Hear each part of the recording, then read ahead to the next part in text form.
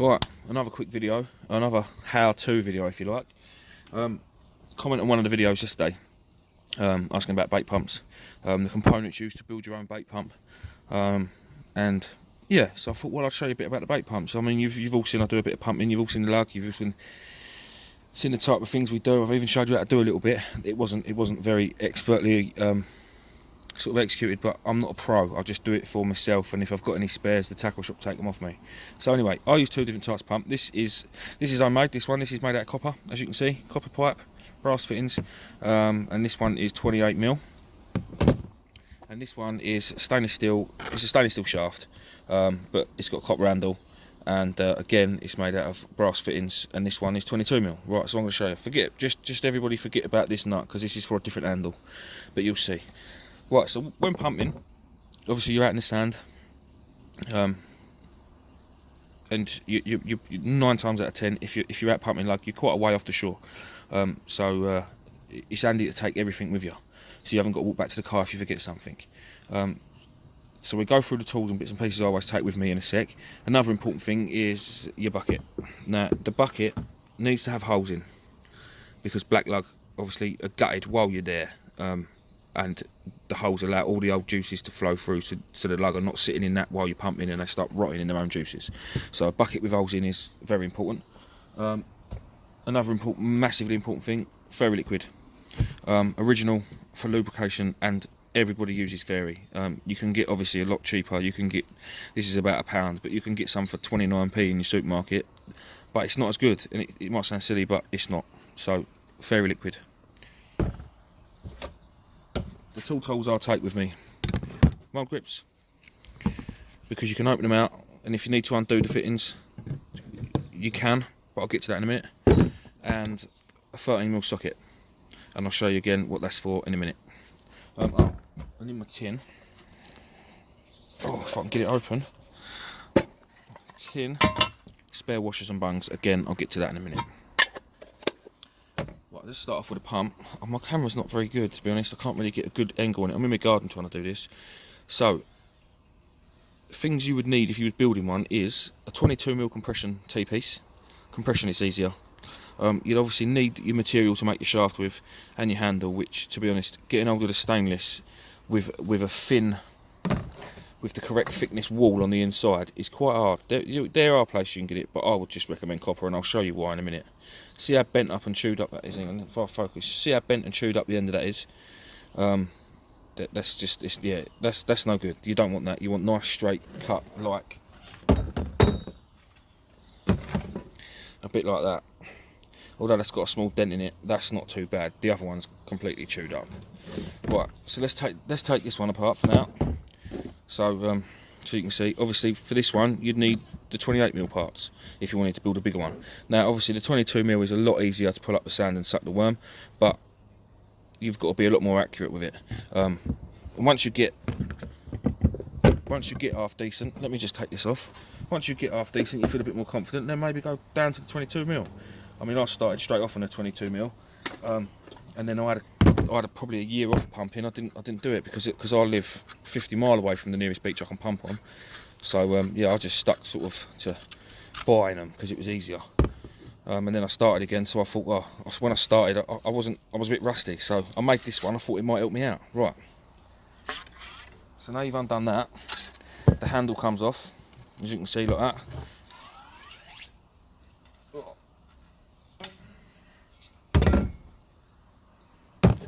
The handle's off, the shaft's off, and that is the actual handle. The handle runs all the way through the pump.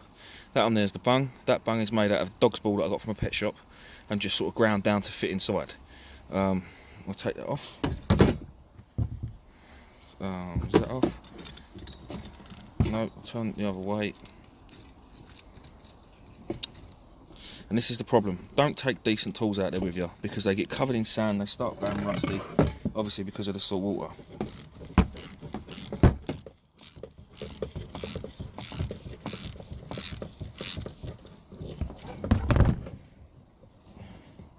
So this is obviously a lock nut on the end of here, which holds your bung on.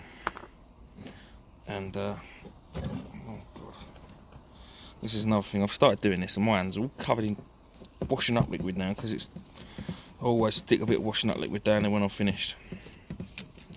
So there's the bung. That's the sort of thickness of it. It's not precise, but yeah, when that compresses inside the pump, obviously the walls get fatter, so it sticks to the side of the pump, which obviously creates your suction. So that's the bung that I use on there. That's just a plastic washer, just to push it up against. So when you've got it done up, it pushes up against that plastic washer and compresses out and fills up the gap. So this is, I'm pretty certain it's either 8 or 6mm bar, this stainless steel, and then it's been threaded on the end. Or if you know a local welder, you could maybe get him to weld a 6mm nut on the end of it, and then there's a nut. This bit of tape on here is holding a bit of rubber on because it's old. So yeah, you'd thread up, put your thread on the end of your shaft, put a nut in, and that tape's also locking that nut off. Then obviously your bung, your plastic washer in your bung, and then a lock tight nut to hold it all in place. And I'll show you. We'll get to that again in a minute. I don't know if you can see that. But on the end of that compression fitting there, there's like a blocking bit to stop that bit of tape and that bit of rubber. Is to stop you pulling the bung all the way up into the handle. It just so it doesn't go up. You don't pull it too far and pull it out the other end, and then it mucks it all up. So that is literally a stopper. It goes into the handle just a bit. You can just see the end of that sticking out, see? And then the bung doesn't get caught up inside your handle. And that's as far as it goes. So that is that. And this end, I mean, the shaft is literally just a piece of copper tube with a compression fitting. Obviously it sticks the olive to it. And then yeah, that's that. So to put it all back together again, oh, hang on the top of the shaft again, there's more rubber and it's split, so it's been taped up, but that stops you then from pushing it too far, and then this end hanging out the bottom of the, get rid of that bumblebee, and then this end from poking out the bottom of the pump, because if the bung comes out the bottom of the pump while you're pumping, that's a pain. Right, so the handle end bar is just threaded. Oh, you can't see it, it's too dark. Anyway, where have we got? Let's get that camera back how it was. The bar has just been threaded, and then up into that handle it's just got another T-piece on the top. It's just screwed into that. So that's that. Put it back together, slide your pump back in like that, as it is. Oh, it looks like birds had a go on my hand, but it's not. It's dirty washing up liquid. Do your compression fitting back up.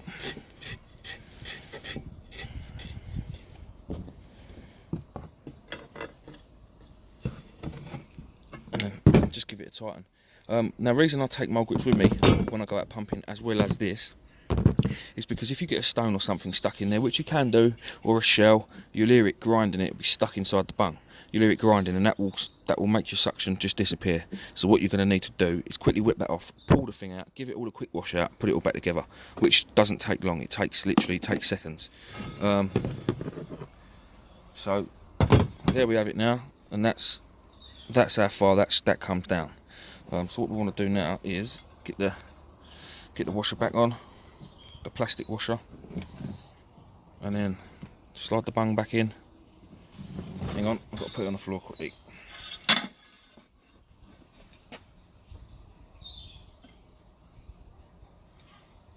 And once that bung's back on, you put your lock nut on, just like that. Now, if you watched the last video when we was just roaming down the beach, me and Lewis, it shows you how to get the suction right. You want to be able to stand on the handle, pull the pump up, and then the handle pull itself back up on its own pressure, which it'll do. Right, so that's basically it done. And then if you look down there, the lock nut is on. It's not done up properly because I'm gonna give it all a good wash out and that later. But there, that's basically how you do it. And then all you've got to do is this. This is for just doing up that nut, and you just get it done up to a point, and then you can just literally notch it a quarter turn, half turn, either way, if you've gone too much or not quite enough. So yeah, basically that's how the pumps work. When you're out pumping, I would say every sort of 10 goes, 10-15 goes. Just give it a very, very small drop of washing up liquid just down the handle, down literally down there, just to keep it lubricated. And if it starts feeling really gritty and horrible, then just quickly whip it apart with the mold grips. Give it a quick wash out in a bit of water, in the sea, wherever there's water. Any puddles near you, just give it a quick wash out, throw it back together again, a bit more washing up liquid, and it should be good to go. Now, hold on. Reason I normally use copper is because, as I've just showed you, the end of that stainless steel is absolutely chewed up. If you hit a stony bit of ground, it doesn't take long to do it. And then there's the. Oh yeah, sorry about that. Memory ran out. Yeah. So again, I'll just quickly go over that because I know I've told you. That is caused by rocks and stuff in the sand, all getting chewed up on the stainless. And that is the last bit, the end of it. I cut off, just trimmed it off to try and get a better, because that is obviously no good. No good at all. It needs to be circle, it needs to be nice. So the good thing about copper is, you can have one of these and take it with you and just trim it off while you're out there. If it gets all chewed up and battered, just quickly trim it off. It takes seconds with a copper cutter. And this is, I mean, this one's a bit big, but this one does the 28mm pipe as well as the 22. Whereas with stainless, you can't cut it with a copper cutter. You probably could, but you'd probably do more damage than good with it. So yeah, when I say these are the two tools I take with me, it was a lie. I take that too. Also, another thing I take with me is this. These are spare bungs, washers, whatever you want to call them. Some of them are homemade. I mean, that's made out of a rig winder, which do work, but they're not brilliant. This one's made out of a bit of silicone. Again, it does alright, but it's they split quite easy when they're over tightened. That one's a smaller rig winder. What else we got? Or you can get the shop bought ones. They're like this. These are just basically silicone discs. You can buy from most tackle shops. Buy them anywhere online. And what they do with these is they make a big bung like that. Put a load of them together. Problem being with that is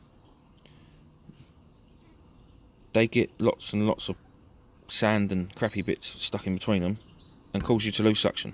So for me, the best ones are solid bungs. Because loads and loads of different ones, yeah, they're not brilliant. But all these always come with me, because if you've driven a long way and your bung goes or your washers go, you've always got something out there you can just carry on a session with. But yeah, no, other than that, all that sort of goes in the bucket with the with the worms. So yeah, I don't really know what else I can cover. The 22mm pump is built exactly the same way as a 28mm. There's really no difference. All the handle, the shaft, all of the inside's the same. It's all built in the same way. So yeah, well, if anyone's ever thinking about building a bait pump or taking up a bit of bait pumping, I hope it's helped. Yeah, until the next time, I'll see you soon. Laters.